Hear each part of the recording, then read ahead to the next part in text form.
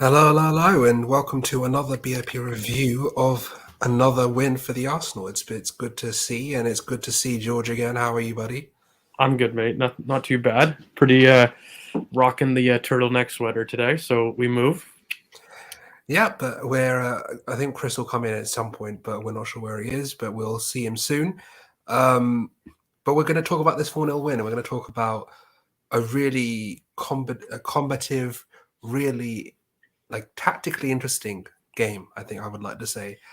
We talked about in the preview a lot of different things, but the main thing I think was the final third fluidity. I think that was going to be a major point that we discussed today in this review because it's been interesting to see, with the Eddie versus Jesus and now Trossard, um, how the different solutions would come about for Jesus' injury. But we've now seen a good portion, a very good portion of something me, George, and Chris have all been advocating for I don't know how long, 2 years now, with Gabriel Martinelli as a striker was a lovely performance from him. Um, you can see a little smirk from George there. I think both of us were smirking a little, seeing him centrally where he thrives, getting him into position. So, yeah. What did you make of it? How are you feeling? And what are your main takeaways from yesterday? I mean, generally speaking, I've definitely been somebody that has been hesitant to talk about Arsenal in a title race, and I feel as though that yesterday was, or well, not yesterday, but the match on the weekend was really significant for me. Wednesday, yeah. Um, yeah, on Wednesday, sorry, but for me, it felt very significant in terms of what this team was able to do on a couple of different factors because I've never felt that I felt that the squad lacked a certain amount of goals. And of course, a 4-0 doesn't just suddenly change that. But one thing that I do think that it changes is when you don't have your plan A team, is your team able to be a lot more creative and open up against a historically very tough, low block team that is probably the blueprint for how it was to stop Arsenal? They were the very first team to do it. And of course, without Dominic Calvert Lewin, the project about exploding and kind of, I guess transitioning on a team is very, very different with Neil Mope. So you're calm not to do that, but the way we dispatched this kind of low block for me was phenomenal. It was something that we haven't seen with the team since the Plan A, since Gabriel Jesus has been involved. The level of fluidity, not just when we talk about Martinelli at striker, but also how Granit Xhaka and Zinchenko switched zones midway through the first half. That was key to finding the deadlock. Like the idea that the players on the pitch found a creative solution to something that they were facing was something that I hadn't seen from the team with the injuries. And that for me has always been the question mark because I do think that when you analyze Arsenal, even from the beginning of this season, even your most optimistic Arsenal fans did not feel that they had the quality in the team to run a title race this year. Just simply nobody did. Not even on this panel, nobody felt that was the ceiling of the team currently. Anybody that was analyzing this team just felt that were there enough goals? And already you can see that there is a gap between Manchester City, and that gap might continue. But the one thing that gave me a lot of confidence in this team was seeing such a demolition and creative influence from what you could argue are a multitude of plan B solutions really in the squad. That for me is something that we hadn't seen from this team. And when we had those injuries, it took us a little while to create those solutions, but this was the first time I really saw glimpses of us. And you could argue the last 20 minutes of that Everton game were some of the best football that we've produced, period, all season. Not just in terms of, a whole half or whatnot. I'm fine building up to that. That has been always the question mark for me, not whether or not Arsenal have the amount of players to compete, whether there's going to be a point difference. I've always felt that this title race would be close. It would be nitpicky. There would be a couple points separating it. I don't think that we would have 100-point totals. I very famously said that in preseason. I really warned that that would be the barometer for it. But then the question became, do Arsenal have enough firepower to get you up there? I still don't know. I don't think we do, but that doesn't mean that you can't overcome somebody that has more firepower than you. And what I was looking for was the response to a team that had this amount of injuries. So for me, I think that I'm kind of at the point where that game was what I needed to see. I don't need to see March in terms of a response. The only thing I'm waiting for is to make sure that, Gabriel Jesus and Emil Smith Rowe return to the fold injury free. i.e., they don't have a return for one game and then they're out for 3 months afterwards. That is the only thing that could probably change how I'm feeling. But right now, that performance really gave me confidence. I don't know about you, but it felt significant. When you talk about moments in a season and people go back to kind of look at what was a moment of the season, I really feel a 4-0 defeat to Everton, who are traditionally the Sean Dyche, everything that represents is significant. And I think some people would overplay the record. I think Everton are our most favorite opponents. You know, the first team to record 100 wins in a Premier League opposition is Arsenal now. We love Everton. We love beating them. And they haven't won at our ground in 26 attempts. So the narrative was there, but to not just win, but to absolutely creatively demolish a team historical for their low block, a team historical for clear organization, and to do it with players that you could consider not to be your plan A is significant for me. That says a lot towards the mentality of the squad. So I'm probably the most optimistic I've been about us claiming a title. And the only thing I'm waiting on is to make sure that Emile Smith Rowe and Gabriel Jesus, our central running power duo, are back not just for a moment, but for the season. And that can only happen with about a 3-week window. Like, I mean, typically muscle re-injuries happen about 3 weeks when you get reintroduced. So if you're able to survive that, then you're pretty much back from a fitness perspective. So I've been very, very encouraged by this, and I can't wait to go into the tactics because I do think there was a lot of actual changes that people haven't done. It's not just Martinelli going striker, by the way, and it's not just being No. fluid between the lines. I do think that there was solutions that we made on the pitch that we haven't been doing, but things that the players did that were different from previous games. I mean, this is the difference between, I think, me and you, we've had this difference over the course of the season, that you've been a bit more cautious than I have. I think since Liverpool, I've been saying that I think we win it. I really do. I just think that this team has that ability to crush narratives. I think that's the biggest thing this team has done this year. If you talk about Crystal Palace away, or you talk about a win against both doing the double over Spurs, the Liverpool game, like this team is able to crush narratives that whenever there's a bit of adversity or whenever there's something coming up against, that game against Man United at home, winning that in the last minutes, you can get that final minute winner in a derby with one of your rivals. It shows that this team has something about it that it's intangible. I mean, obviously, tactically, we can see the tangible aspects of it, but there's an intangible quality of this squad to never say no. Don't quit. Get on the end of things and make sure you can do things. And even though it's not pretty at times, and we're going to talk about the solutions that this, I think Fabio Vieira is a very, very key introduction. That I think that tactical switch, bringing him a bit out wider, getting Eddie and Martinelli a bit further inside, and Trossard. That dynamic, I think, is so crucial to what we did and what we can do going forward. I think there's a lot of different tactical aspects in terms of the J2O versus Partey in the second half. Obviously, the dynamics changed in that second half. Obviously, we're going to talk about the transitions, but these are all different things that we have dealt with. Whenever something has come up, a problem has come up, you talk about problem solving on the pitch. I think that's one thing this team is able to do. I think sometimes we don't like the solutions. I think there's been times when, like, come on, man, this is not. Come on, just get Kieran in and get him wide and get your box threats inside the box. And I think there's been a lot of times when we're struggling to see what the vision is at times. But the ability of Mikel and this team to have that mentality and have those intangibles to say, we're not going to lose here. We're not going to draw here. We are going to get this win and we will fight. And I think this game, I think Villa, going 2-1 down and finding a way to win that 3-2, obviously 4-2 at the end, but 3-2, getting that winner, not giving up, making sure that there's 3 points coming home. I think that's such a key aspect to this team that hasn't really been discussed, because the narrative is they're soft. They're too young. They haven't got the minerals about them. They haven't got the thing. Because I mean, you tweeted earlier today. I think it's a great point. Saka and Saliba with the yellow cards. It's a great point. They had games left. to make sure they couldn't get yellows before the halfway point, and they were disciplined. They were ready, and they made sure that they didn't go and get those yellow cards to miss a game.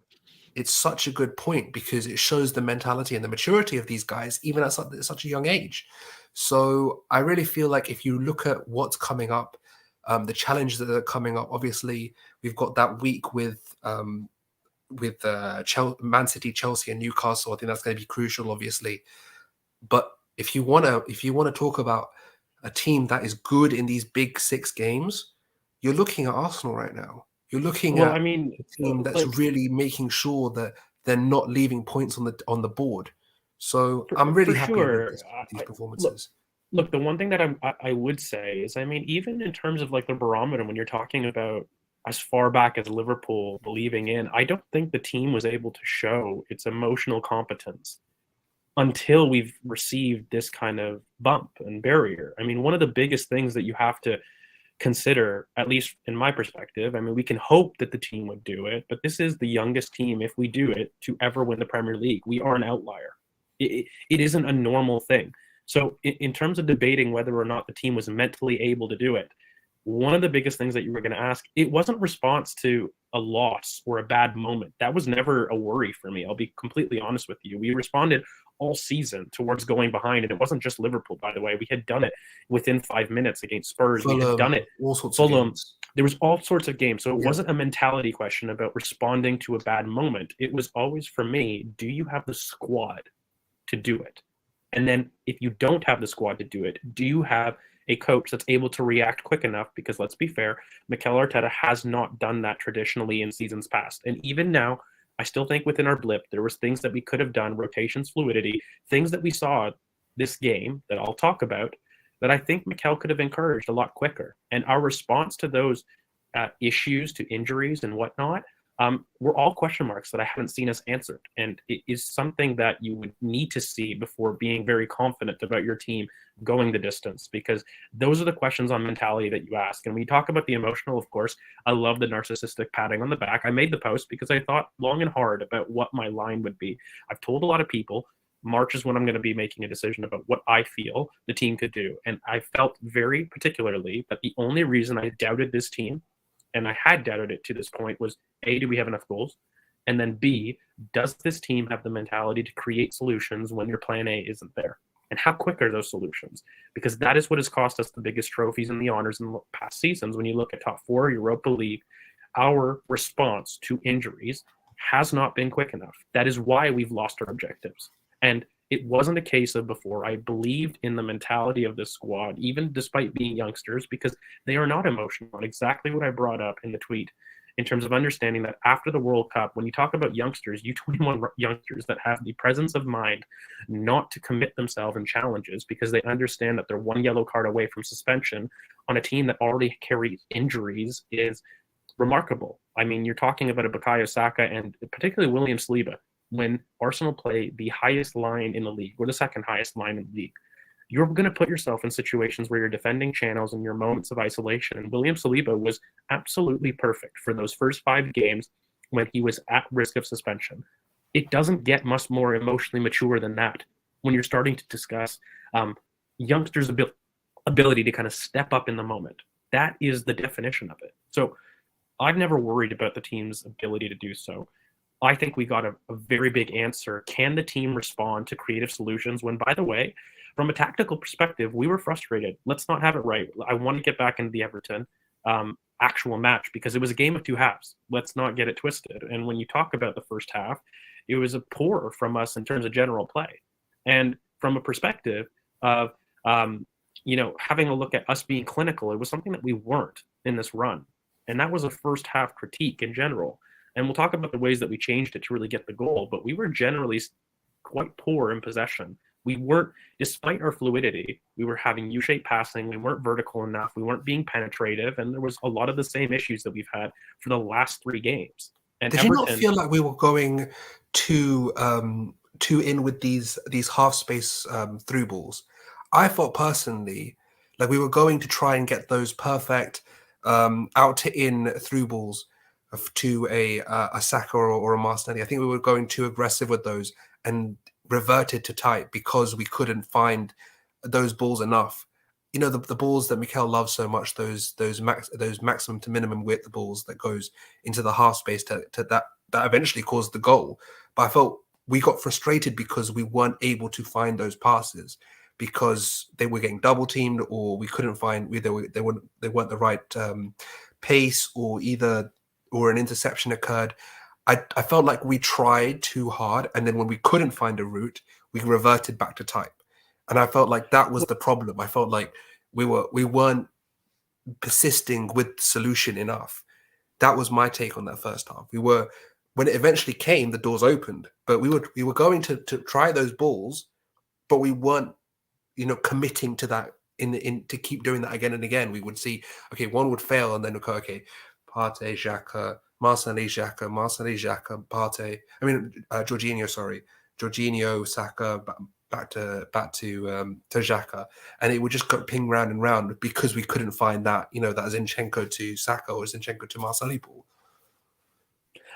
I mean, yes, there was some of that. I don't disagree with that, but I do think that there was a tactical change that we did do, and I kind of alluded to it earlier in the stream. But one thing that I wanted to talk about was at the beginning of the match, there were some consistent players that aren't like this, but very loose in possession. And I'm looking at Jorginho and I'm looking at Ben White, who were both very poor at the beginning of this half. And it basically resulted in us having a stuttering right-hand side. And we know that without that fluidity, the left-hand side was becoming quite predictable. And I think in the first 20 minutes, we were, by the way. I mean, that fluid interchange that we're going to talk about later and we're going to praise wasn't there at the beginning of the first half. So if you're going to be critically consistent, we weren't very, fluid in the left half space. Zinchenko was, overtly vertical. He was doing a little bit of your criticism. He wasn't in the first phase consistent in terms of his decision making on the ball and build up. I mean, there was one time he tried to force a ball into Granit Xhaka and we forced a turnover in our half, and he does this quite consistently. And we were rushing actions in that sense because Jorginho was getting picked off the ball. He wasn't making the right decisions on the ball. Ben White himself was being very loose technically. He wasn't being secure. And so those build-up mistakes meant that we were very choppy in terms of how we transitioned. That combined with almost creating a U-shaped passing lane is, again, an issue that this team was having. And it wasn't until, I'm going to say midway into the half, I urge everybody to have a look back, but Zinchenko and Granit Xhaka switched positions. And Zinchenko became somebody that was responsible for the lane 4 entry that you're talking about. And Granit Xhaka went deep and, again, did his old second ball retention kind of thing. And I urge everybody, go back and watch Granit Xhaka in this match in the first half. He was absolutely phenomenal in his second ball retentions. He was amazing off the ball. And a lot of people got frustrated with it. But when he went back to the main role, he excelled in the things that we know Granit Xhaka can do. And I don't know if Zinchenko necessarily in that left half space was phenomenal, but he had a freedom role that he then began to express himself. And that's why he ended up drifting to the right. How many touches did he have? He had a mad amount of touches. And incredible. But you know what happened? It's because he switched responsibilities because Jorginho wasn't acting as the primary receiver quite well. He was having a tough game. Let's call it what it was. He did good moments, but he was having his worst game for us so far. And so Zinchenko took over as somebody that was going to be the orchestrator in the back there, and we had him step up. And that was something good that I like to see, because for all the critiques that he had in the build-up, that switch to have Granit Xhaka stay deep and recognize that's what the team needed at the moment in time was very smart. And I don't know who did it, whether it was Arteta or whatnot, but that was clearly a tactical change. When you look at it, I remember one of our favorite friends, Wohan, he talked about how Granit had an excellent game, and I made a comment under one of his tweet posts, and I said, listen, a lot of the discourse on Granit Xhaka defensively right now is talking about absolute tackle and interception totals, but they completely ignore a lot of the interventions that he makes. And I'll make an example of it is there's one time, again, we get countered on because of the poor Zinchenko pass. And when you actually look at that dynamic in play, when, Everton try to look for a cutback, Granit Xhaka is there to knock the ball into touch, and there's an opposing corner.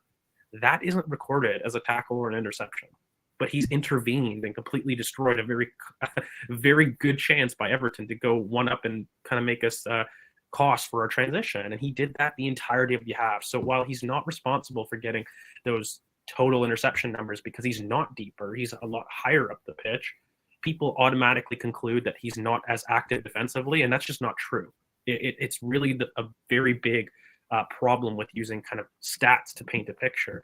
And that was the key difference for me in the first half, because once we switched those two roles, that's when we actually started to see Trossard and Martinelli be a lot more dynamic. And one thing I did see on Twitter, forget who the handle was, but apparently somebody saw this, so I'm going to go based off them telling the truth. But Martin Odegaard went over to Mikel and was like furiously pointing. And from that moment in time, we saw Martinelli become a striker through the middle. From 0 to 20, he was absolutely at left wing. But at around the same moment that Zinchenko switched with Granit Xhaka, Martinelli became the striker primarily. And this is where we're going to talk about it, because that was a key moment in the match where we started to create things a little bit more.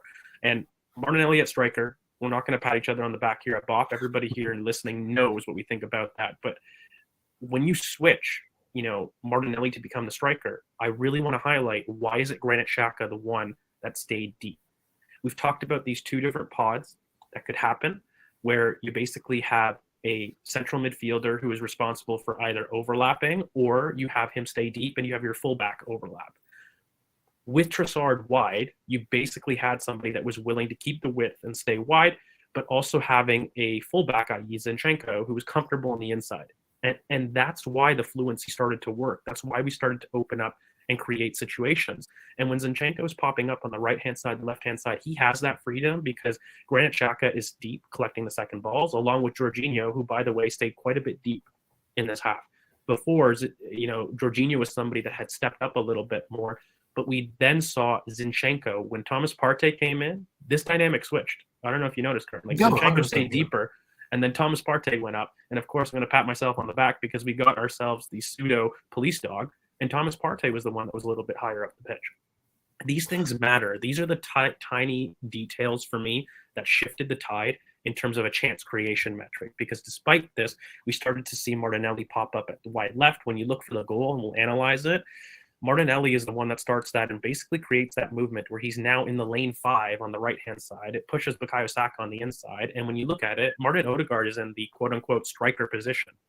So when we talk about positional fluidity, it doesn't matter where you are, but we need to see these rotations. We need to see somebody that's willing to do that. And that's what Jesus gave us. But also, I can't look at that situation current and not say, well, if we had an Emile Smith-Rowe there, could he not be doing this exact same thing with a dynamic overlap? We can keep Ben deep, and which is something that he's done, by the way. We've built up in a back three a lot more recently, and that is to cover the Thomas Partey-sized hole. But when you do these things, you put a lot of pressure on your central midfielder to provide a dynamic overlap. Martinelli did it from the striker position. Eddie wasn't doing this.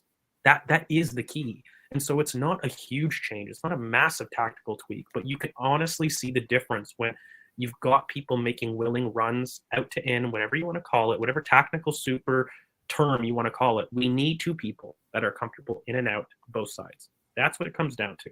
I don't care if it comes from your striker, if it comes from your fullback, if it comes from your central midfielder, but there is somebody that needs to do that to push our wingers inside and get our most dangerous people closer to goal. That was the change. And of course, look, Zinchenko does excellent to find Bukayo Saka. I will say it's a horrific defensive error from Everton. I mean, Tarkowski's aggressive.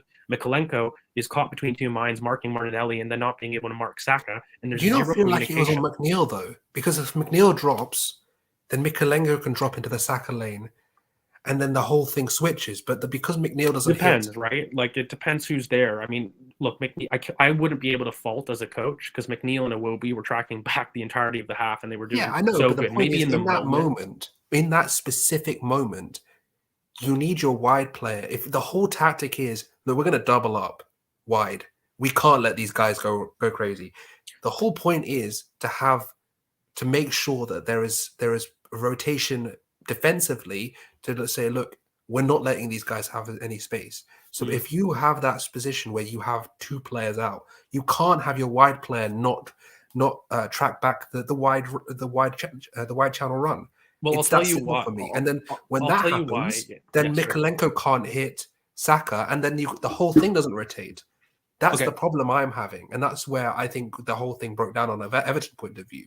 So I think when you have, it's a chain reaction. You have one player not hitting their marker, and it kind of puts Mykolenko, as you mentioned, in two minds. Does he attack wide? Does he defend centrally because Saka's got the space. So for me, it's not just Mikalenko's mistake. It's not just even the centre back's mistake.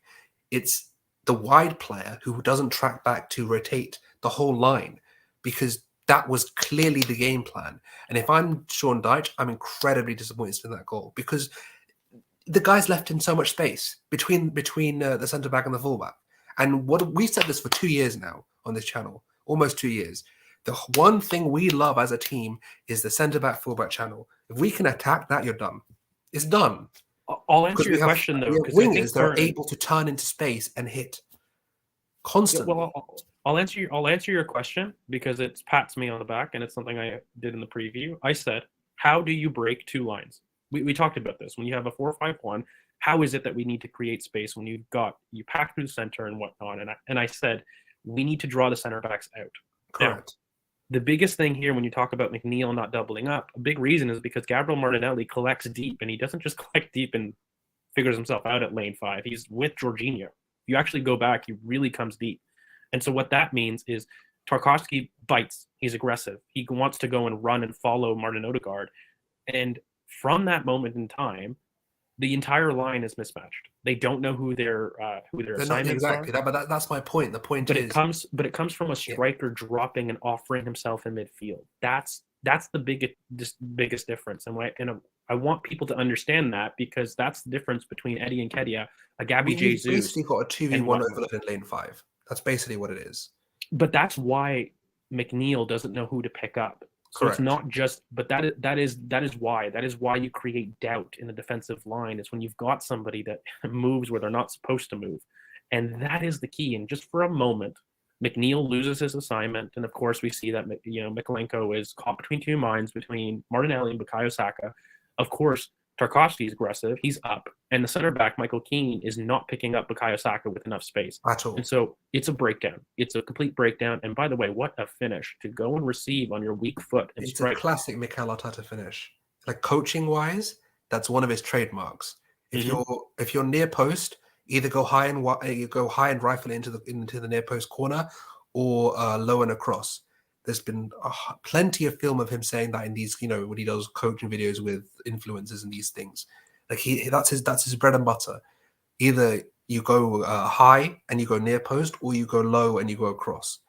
Don't go in two minds. Don't go at the keeper. Try and make sure that he's making a save. So, and you can see Bukayo's. It's one of his trademark finishes. Brighton, Leeds, like he does it a lot, and on his weak foot, by the way. So. Great finish from him. Amazing finish. It's incredible. And he's got that in his locker, by the way. His very first goal, I think, was against Bournemouth, in which he smashes it near post with his left foot in this case. But he loves a near post finish. He's always done that since the academy. So to do that weak foot, he's developing quite the catalog of that. But again, I think that's been the key tactical difference. If you guys are looking at what went differently, I think that was the major change in the first half. And then, of course, we can probably go over the second goal, which is just great endeavor by Bukayo Saka. And, again, Martinelli in the striker position, finishing calmly. Was there ever a doubt when he was 1v1 that he wouldn't create that into a goal? Never for me. And, look, we ended the half with him far more into the striker position again.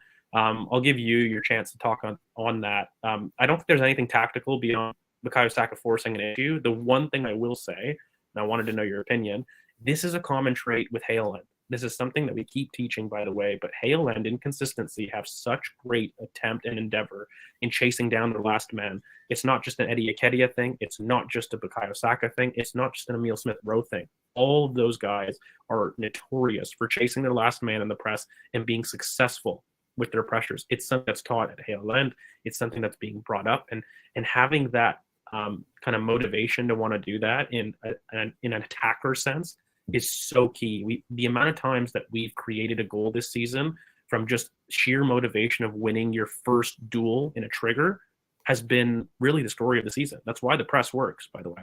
Like, everyone's tight. We've got the good defensive lines, but how many times has Nketiah done that on Leeds with Meslier? How many times has Emile Smith-Rowe done that in the past? How many times now Bukayo Saka doing the same thing, pinching the Everton even back big games, big 6 games. Look at Emile versus, ironically, Jorginho in Stamford Bridge.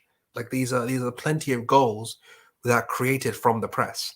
because And we Hale press so End well. does this. Like, I've noticed it. It's a pattern with all our Hale End forwards, and it's definitely something that's taught. But like, I wanted to give you a chance to kind of talk about the Martinelli striker. We all know my opinion on it, so I'm not going to repeat and pat myself We all there. know But what my opinion on it anyway. But the point is what we've always said. Look, Martinelli has never had the traits of a touchline left winger. He just doesn't. Dribbles head down. His best areas on the pitch are in central zones. He's great in the air. Why are you wasting that out wide? Like his best traits are conducive to a striker. Great in the air, great box awareness, great finisher, either foot, on his head. He's that guy in the center that you can build your attack around. And when you send him out wide, even though he is creative and I feel personally, he has been trained to do the central role because over the past 2 years, we've seen him on the left, we've seen him on the right at times. I feel like he has been made to be comfortable in these areas so he can rotate out. I think that's what the plan has been, and I think that is what the future will hold for him. I think his training, from Carlos Cuesta to Mikel Arteta, everyone at our Arsenal, his training has been to create this monster of a striker that we can deploy for the next 5-7 years. So for me, I feel like the best is yet to come from Martinelli. I think we're going to see another evolution of him because we are looking at a striker that can not only be as clinical as Martinelli, but also be as diverse as Jesus. Like you're talking about a Jesus with clinical finishing. Do you understand? Like I want the comments to understand. Do you know how crazy that is? look, That's a crazy, crazy concept. I And that's have going to be a famously crazy, crazy striker. look So when I first talked about Martinelli, and it's coming to do with your point, and I'll go quickly back to you. I described him as Luis Suarez. yes. Mikel described him as the same later. But when I first saw Martinelli, that is what I said. He is Luis Suarez. And I think he has got a little bit more to go from a technical standpoint, but that's his profile. He's an absolutely fervent, aggressive presser off the ball. He's somebody that is going to be a deadly finisher, but he's really comfortable leading the line, but popping up in different areas of the pitch. And he needs that freedom because he's somebody that finds space where there is none. We've talked about the aerial ability. For me, all of his best moments come centrally. And we talk about this in this game. All of his best moments in this game came centrally. And Mikel talked about it actually in his press conference when it's not only just centrally. If it was just centrally and he's just like, okay, he's a box threat and we can come in, he can be this inside forward that everyone loves to call him. He's a poacher. Like he's a poacher. He can get goals from look at his goal, the Nketiah goal that set him up for. He's able to poach goals from like the 6-yard box. That's not Mane. Mane doesn't do that. That is a striker. That is a striker who needs to be in the box to finish chances. And I think that this whole obsession with putting him left wing, I understand that he's doing well there. I understand that we have good strikers at the club already, but he is better than them. He's better than Jesus, and he will be better than Jesus. Now he's not better. Maybe they're probably similar right now, but he is going to be a better striker than Jesus is because he gives you that clinical edge that Jesus doesn't. And I really feel that we have to get around to the fact that we have trained this boy to be great in wide areas, but mainly to be a central threat. So I just think that is the main thing. And even I feel like we were talking about this, especially at the start of the season. Like if you go back to the Crystal Palace review, and we were talking about having Martinelli and Jesus both in the box a lot and having them both attack the box a lot and really be that threat inside the box, be that central presence that the team needs. It's almost like a dual striker partnership that they'd formed. And I feel like when they got back on the pitch and we see, as we saw it last night, as we saw on Wednesday night, they have that ability to really, because with Trossard and Martinelli together, they have that ability to, crash the box a lot. And when you see him in the box, he's great. That's what he does. The Liverpool goal, perfect example, off the last man, finding that timing his run well and getting that poach inside the first minute. Like he does this again and again and again and again. So I'm not going to keep going on about it, but he, for me, will be a striker that is going to take this club to another level next year. So Let's go a bit further though, because why is it that Trossard works, and when you start to compare it, why isn't that Eddie Nketiah didn't work? Okay, and it's about your movement off the ball. I've been trying to tell this because Trossard is definitely somebody that is very similar to Jesus, but why? What is it that he's similar? People keep telling me on the timeline he's similar, but what is it? They never describe it. You're talking about two players that have excellent touch-tight dribbling. Their ball mastery in tight spaces is phenomenal. And they don't care whether they're wide or they're central. They're able to go in and out both sides of the pitch. So immediately they're excellent in that regard. What is it that they both struggle with, though? They both struggle with carrying in major distances, okay? They kind of falter. Their dribbling is very punchy in the first 10 or 15 yards, and then they seem to lose control a little bit when that is extended beyond that. That is the difference between the two. So when you start to look at who can create wide and who doesn't, Martinelli's ability to continuously keep up his dribbling in longer sprints is something that is very different to the Jesus and Trossard way, which is kind of small touches that are close to your feet, whereas Martinelli is a push and run type of dribbler in space. That's really what he does. And that's kind of the difference between the two dribbles when you start to look who can move in what position. I don't want to get into like a positional debate because, again, we've seen even in this match, and as somebody that talks about zones over formations, I'm very well aware you don't have to speak like in platitudes that he's only a striker. But the biggest thing that he's given you is that when people talk about Martinelli not being able to give you a back to goal in a striker, it's nonsense. Jesus and Trossard don't do that. The big movement is what he did for the goal. It's going wide, coming deep, dropping in, filling it in wide spaces. That's the striker movement that we demand. Even that, though, George, even that, though, if you want to talk about back to goal, what is our most common outball from Ramsdale? Wide. It's wide. The strikers drift wide and they receive, and this is why I don't understand this idea that I don't understand. If you're gonna tell me that he can't, if he can't be a striker, why is he the most common outball from Ramsdale? Why is he the one to receive it? Why?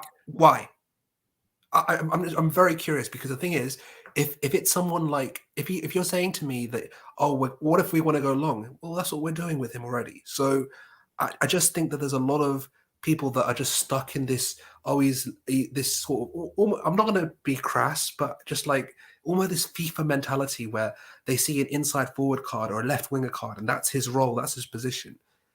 Football doesn't work like that. You have rotation in the front line.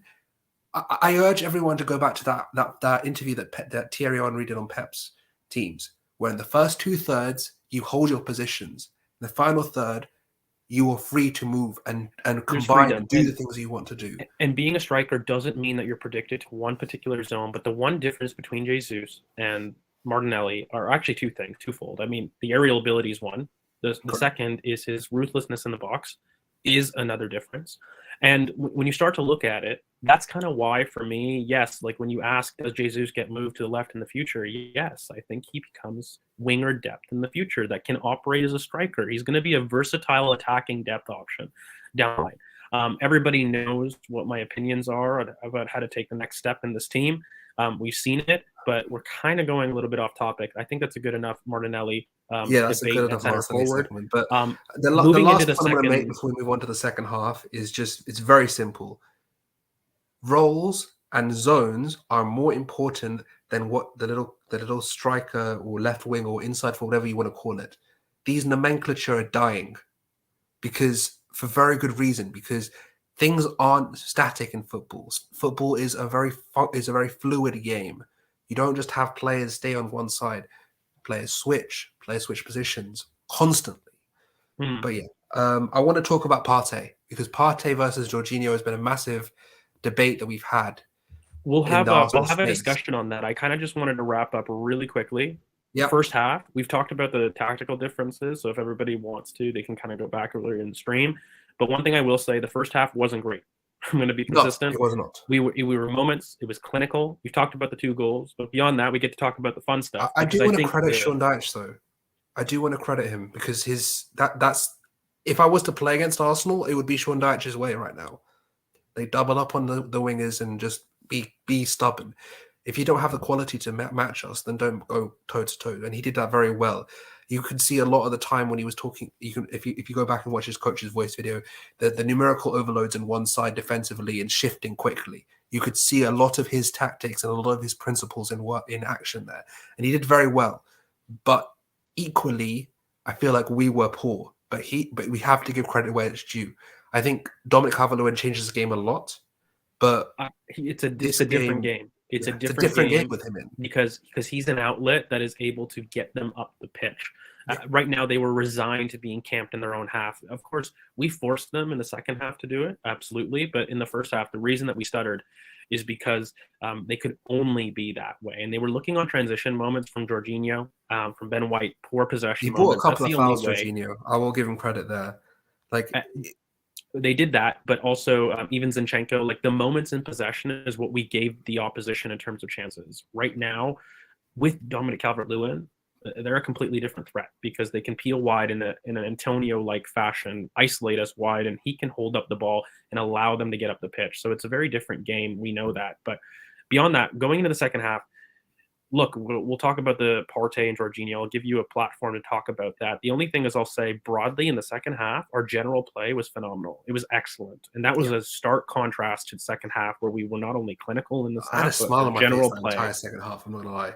Some of that, I want to give you the bone to talk about Jorginho and Partey because I have things to say. But the one thing I want to say emotionally was watching that half, and especially the last 20 minutes, was some of the best football I've seen Arsenal play this season. It was amazing to watch. Sometimes you just got to sit there. We're a big fan of the channel, essentially going to a tactical lens, but emotionally, that was some of the best football I've seen all season from Arsenal. Agreed. And not just that, but in the Premier League. So yeah, a big part of that was Thomas Partey. And let's talk about the differences between Jorginho. I don't want to talk about him being sick, but in terms of what Jorginho gives you and what Thomas Partey gives you, I really feel that we saw the difference. When you look at that 45 minutes, mate, I don't have the exact that's stats. What it is. It's just pure domination. We talk about a lot on the channel about sustained pressure. I think that's one of the key buzzwords you can associate with the podcast: sustained pressure, turning over the ball, the press, etc. I think this is an encapsulation of this season from Arsenal, being suffocating, not allowing anything, standing on the neck of a team, making sure that we put our authority on a game. And it's games like this, games like Brentford, which I will watch when 20 years time, when we're old and grey. Like, you'll look at those games and be like that. I remember that game because there was nothing that they could do against us. Absolutely nothing. Because at the end of the day, you had a team that was so reliant and so resilient on the press, on the on keeping the ball, technical quality, pace of passing, pace of movement, verticality in the final third, which was lacking, as we mentioned a bit in the when we're talking about the first half. I think the verticality was so interesting because I think there was a lot of movements. I mean, I want to talk about Vieira, but first we'll talk about Partey. Partey gives you have to talk about Thomas Partey. He was it was one of the best performances I've seen from an Arsenal player. Period. It was so dominant. You can tell when Thomas Partey is fit and when he's not fit. That's the one thing I wanted to say, because you could automatically tell that the races were easy. He just played at his own pace. He is absolutely, there's so much eulogy to kind of attach to Thomas Partey. When we talk about verticality, you talk about Thomas Partey. That was his thing. The way he was firing balls into the final third was so metronomic almost. It was very, very he was on the pitch just to sort of retain the ball, get it into, pop it around. He was so good at being that backboard for the build-up. We talk about years past, we talk about him being the lamppost in the middle or the conduction in the middle. But that role he has where you can rely on him to just run the final third. Just be that backboard to spray passes left and right, as well as being that dual monster that if we do lose the ball, that's it. He's got it. We're back in possession. So that second half performance in comparison to a Jorginho, where Jorginho, look, I've talked about in length what Jorginho brings us. I've did a whole article on it. I think his playmaking abilities and that ability to be that low block unlocker can be something that is beneficial to the team. But when you have a physical team like Everton, you can't leave him on the pitch for two halves. It's just not possible, because you need that sort of technical, not technical, physical superiority in that middle third to really make sure that the transition battles are won. You can mask him with a White, you can mask him with a Xhaka if you want. But in the end of the day, we need Partey in the middle of that pitch, doing the things that he does, cleaning up, winning duels, being that build-up lamppost, being that that central control tower, as well as doing both sides of the pitch. Because I think Jorginho can do one, but I feel like he's better in chasing game states. Like if we're chasing a game, bring him on. Great, you can because teams will sit back off him, and he can find those balls to Saka or balls to Zinchenko, Martinelli, or just from out to in runners to really just find the cutbacks or find the chances. So I think there's a very, very big difference in what they can do, but we need Partey to be the main, the control tower, the person that will control the game for the majority of the season if we want to win this title. Look, I think we all know the difference between a Jorginho and a Thomas Partey kind of, off the ball versus on the ball differences. But even on the ball, this was a clinic on the ball. People keep making this assumption that in this game, it was total dominance from a perspective of, oh my God, Partey was immense. Great. Yeah, but guys, he did things better than Jorginho, and he did the Jorginho things better than Jorginho. That's what it was when you have a look at it. So to kind of compare the two profiles is absolutely ridiculous to me. They both have their moments. I talked about it. And I warned everybody, you're going to eat your words on Jorginho. I know he has his uses in particular areas, but Thomas Partey was an absolute, I agree, Rolls Royce in this match. He attempted something like 7 long balls, made 6 of them. His passing accuracy was something in the 96th percentile range. He made an excellent number of metronomic passes. I don't think it was just a fact of him tempering his verticality. I see it. I don't think it was just that. He was incredibly vertical in this game. And in fact, some of the slip balls into zone 14 is something that we've seen excel with Jorginho. Jorginho has actually already become some of the best through ball per 90 stats in the Arsenal team, even though he just came in January. So Jorginho has that. He had or something like that something like that. I think the third most amount in the team, even though coming through. Exactly. Like he has had his uses, but Thomas Partey in this match absolutely reminded people about his quality, but also he was a little bit higher up the pitch. The reason I wanted to do this is, again, we briefly mentioned earlier in the pod, but Zinchenko stayed deeper in this second half, and it allowed Thomas Partey to be a little bit higher up the pitch, and we saw the full range of his attacking prowess, in my opinion. It was a reason why you saw him freed for a moment. He didn't have to worry about transitions. He didn't have to worry about these things. And I'm sorry, the mind is salivating when you start to imagine a Declan Rice in the position of Zinchenko in that half, who is the deepest person, who is responsible for kind of protecting those transitions, giving the ball up and allowing Thomas Partey to do the things that he always does. I kept talking on this channel that Thomas Partey is a Thiago Alcantara. He is an orchestrator that is going to make us different in possession. I think this is one of the first matches that we really saw some of the spurts of that, and we did it in a different way. Zinchenko was the transition threat along with our center backs.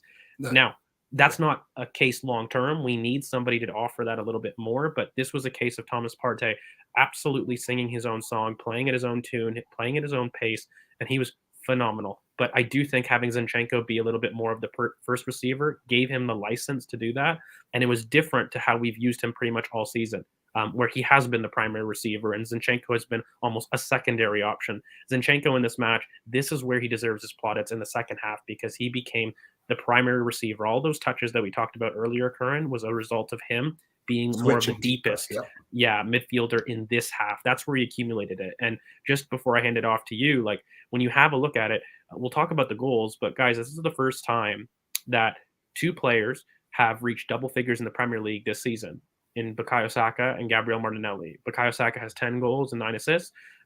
Gabriel Martinelli, I forget how many assists he's got, but he's got 11 and 3, yes. 11 non-penalty goals and 3 assists. This is the first time a team has 2 players to reach double figures in the Premier League. Martin Odegaard is very close.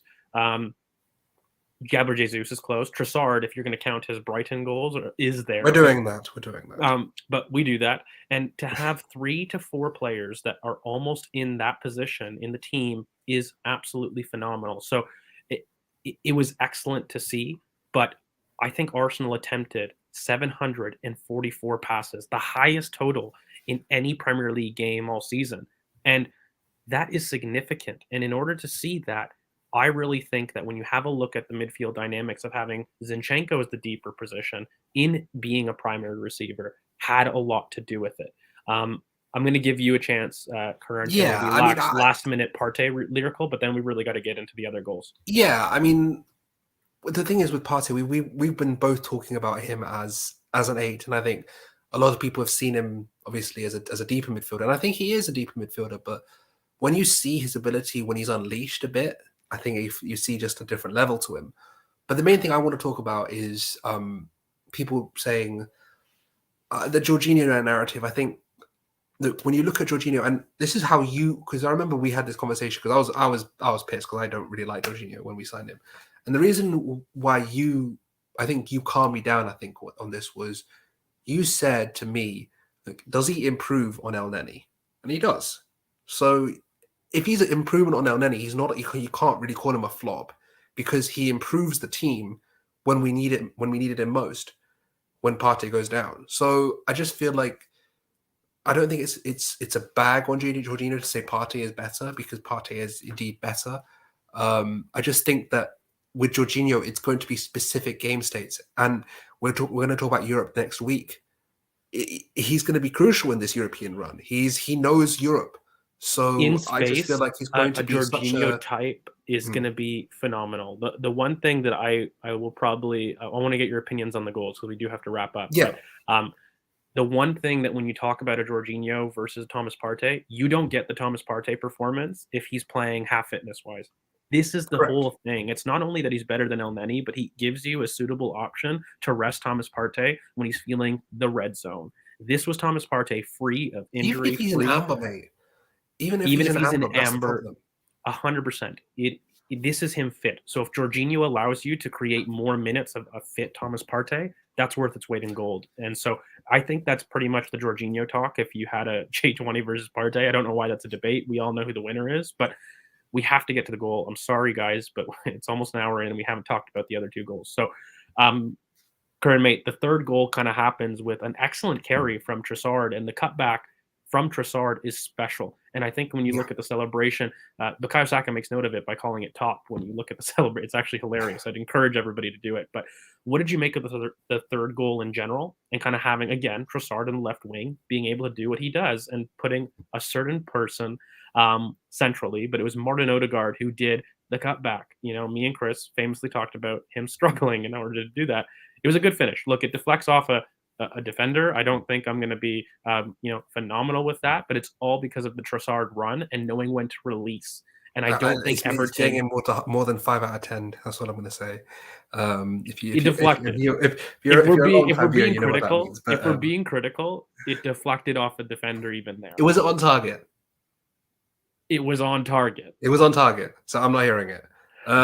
Look, the point is, if you look at what we've said since he's been loaned in initially from Real Madrid, what Martinelli succeeds in, he does well, is third man runs, get him into zone 14 or in that by the penalty spot, and basically just put chances away against Wolves. He's doing it today, Wednesday. Sorry, he's going to be, that's his bread and butter. That's what he needs to do.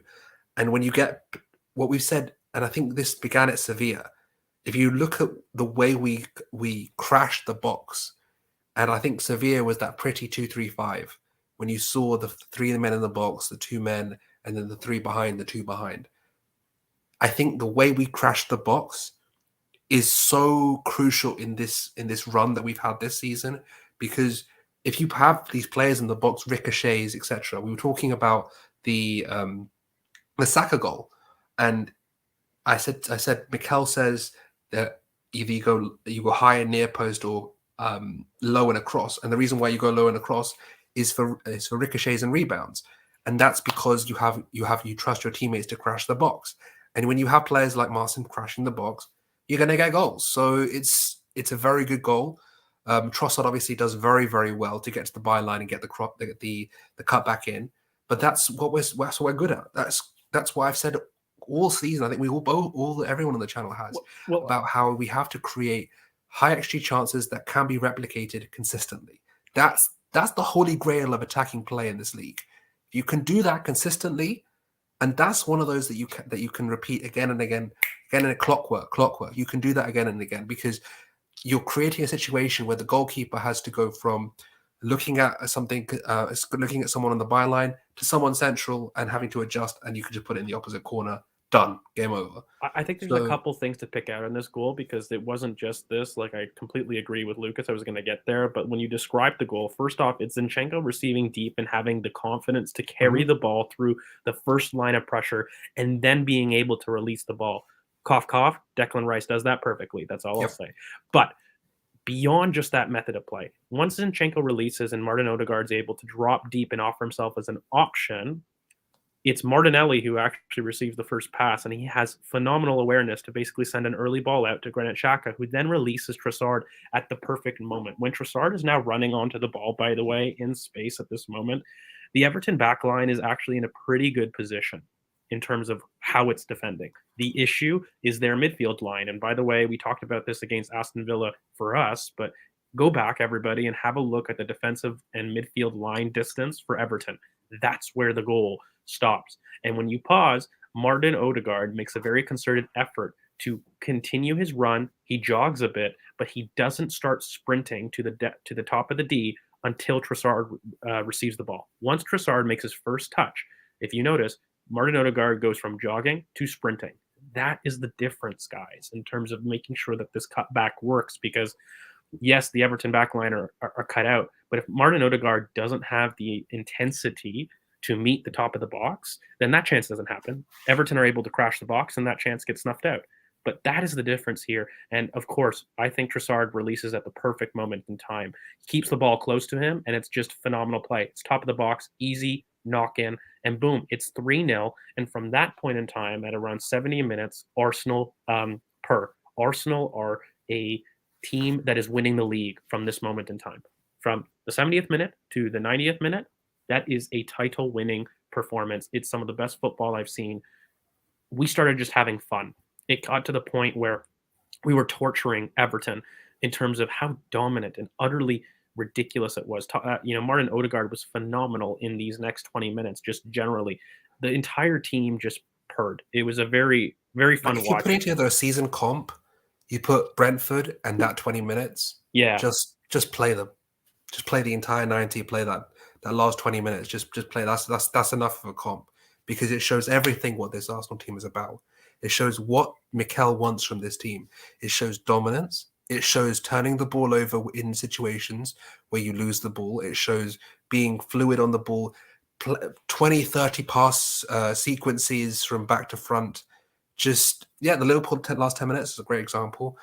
Like, there are lots of different metrics you can use, but for me, the main thing is two things: turning the ball over and getting it back, and being able to retain the ball and pop it about and not lose it. So when you do lose it, you get it back quickly, but you don't really lose it at all because you have the technical quality, you have the half space turn quickness, you have the awareness of your teammates' positioning to really just, in any situation, pop it off to the next person, pop it off to the next person, pop it off to the next person. So there was nothing you can say. Like, I just sat back and enjoyed it. After two, it was just sort of like a whole second half. The minute I saw Partey coming on, I was just like, there we go. Look incredible. Put the feet up, just enjoy. For sure. And there's just a couple little moments, and we'll talk about the fourth goal really quickly because I just think it was incredible. I don't think there was anything tactically special. Everton gave up after the 70th minute, but it wasn't just that. We destroyed them. There was a chance in the 77th minute when Eddie Nketiah came on, and he misses a very gilt-edged chance. It's 1v1. Thomas Partey receives higher up the pitch, and guess who's deeper? Cough, cough. It is Zinchenko. He's deeper. He receives it, gives it off to Thomas Partey, who looks up, and plays an Alex Song-esque or even a Jorginho, quotes, floated ball over the top of the defense for Eddie, who makes a brilliant run, by the way. Like, he comes deep and then makes a banana run in and around Tarkowski, and it's gorgeous. It's gorgeous play. Thomas Partey knows exactly what he's doing. Tarkowski's an idiot. He doesn't even face back. He continues to look at Thomas Partey. And look, Eddie's through. We all know what he should be doing in this position. He should be scoring. I don't want to hammer it, but that piece of play for me is exactly why I want Thomas Partey higher up the pitch. He's got this in spades. And this isn't the first time that he's done it. You know, I think Jorginho, one of his best qualities was that lofted ball over the top. Guys, Thomas Partey has that in his back foot locker consistently. So it was an excellent piece of play. Eddie spurns the chance. He should have done better. And then afterwards, we've also got Fabio Vieira coming in, and of course, our favorite person to talk, well, my favorite person to talk about, Emile Smith-Rowe, central running power. The man makes his return, and it's beautiful to see. I don't think he really did anything special. I'll be honest with you. He even still almost gets a goal. But it's Eddie Nketiah again gets another chance by dropping deep, and he goes into that left half space, which we know he can do. He then drives with the ball, lays it off to Zinchenko, who, again, he kind of recycles the ball, but slips in a beautiful inside pass for Eddie to kind of go in deep. And this is the assist for the fourth goal. Cough, cough, Martinelli is in the striker position. Correct. Okay. And that what is he doing, George? I'm done talking about it because then people are going to say it's a narcissism. But look, Eddie does a really great job to feed in Martinelli, and it's a phenomenal finish. It's through the legs of Jordan Pickford. It's so calm and composed. One thing I did want to ask you, now this is just completely not with the goals. Did you not feel like there was a bit of like a tip of the cap to Arsene with that second half? The amount of attacking midfielders we had on the pitch, it just felt like he just sort of thought, I'm going to do 07-08 Arsenal. I'm going to get every attacking midfielder I have, put him on the pitch, and just let him cook. It was just beautiful. I loved every second of it. I think it's a little bit more current, mate. Like, I'll look on this channel. I'm not going to do it too much more because we do have to wrap up. But like, I've talked about the midfield roles switching. This is why. I've talked about it for so damn long, and you finally saw it where Vieira was there. And look, Vieira's not doing much besides being an option, by the way, touchline. And one thing I will say, I've talked about how much praise we've got for the boys and Mikel. I'm going to say it. Mikel could have done this with certain other players, by the way. Fabio Vieira, in terms of being a touchline option and with his technique on the cross, is not too dissimilar to a certain Scotsman's ability at that touchline wide winger and his role in that. He could easily do that. So when we're talking about this stuff and these rotations, it isn't just as simple as saying, look, why don't we just throw on another attacking midfielder? I really think that we're moving towards this long term.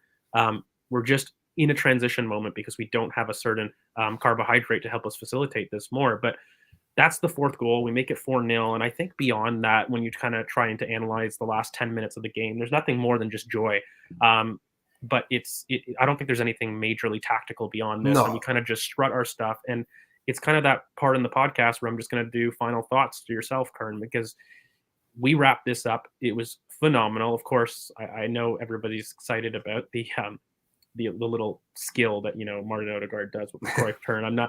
It's cool. I don't think it's effective, but it's cool. It's really fun to see. And it's just a function of us basically having fun. The thing is, at this guys, point. If you don't know this already, George hates fun.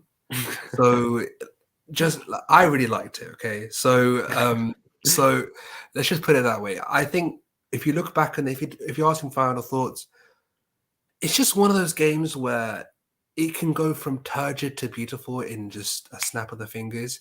And I think when you look at that second half and you look at the way Mikel, this is one of these games where you just go, you can see what this guy can do because he has the tools available to him to really structure a dominant attacking performance. Because there were days in the past where but people thought that he couldn't coach an attack, that he was just sort of defensive solidity and just get a 1-0, and that's what George Graham days.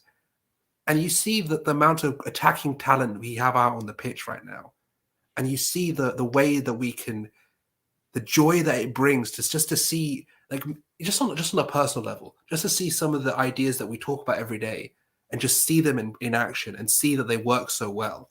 And that may sound narcissistic, but I think for once, seeing Marseille Central, I don't care. We've been saying it for years. I will say that we've been saying this for years. I have a whole thread on it with video form, for God's sake. Like we've been saying it for years, and I'm so happy to see it.